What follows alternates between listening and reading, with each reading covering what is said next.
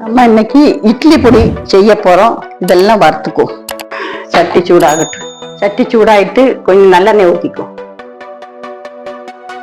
காயத்தை வறுத்துக்கும். ஒரு ஊர்னு வறுத்தட்டும், எடுத்துருவோம். வத்தல் மிளகா போட்டுக்கும். சிம்மை குறைச்சி வச்சு சிம்மிலேயே அப்படியே நம்ம வறுக்கணும். வறுத்தா கரியக்கூடாது. வறுத்துட்டோம், எடுத்துக்கும். கடலைப்பருப்பு 2 ஸ்பூன் போட்டுக்கும். துவரம்பருப்பு 2 ஸ்பூன் போட்டுக்கும். வெள்ளை எள்ளு 2 ஸ்பூன் போட்டுக்கும்.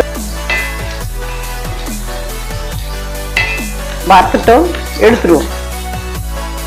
தட்டி கொண்டு உளுந்து ஒரு பவுல் போட்டுக்கும். கருத்த உளுந்து இட்லி பொடி செஞ்சா நல்லா இருக்கும்.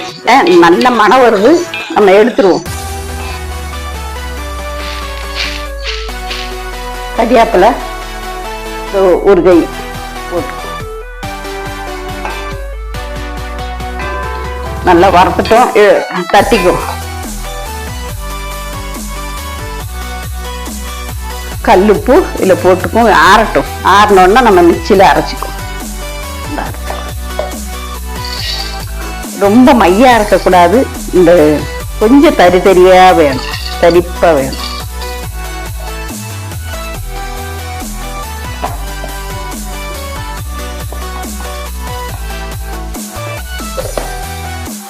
நல்ல மனமா இருக்கு.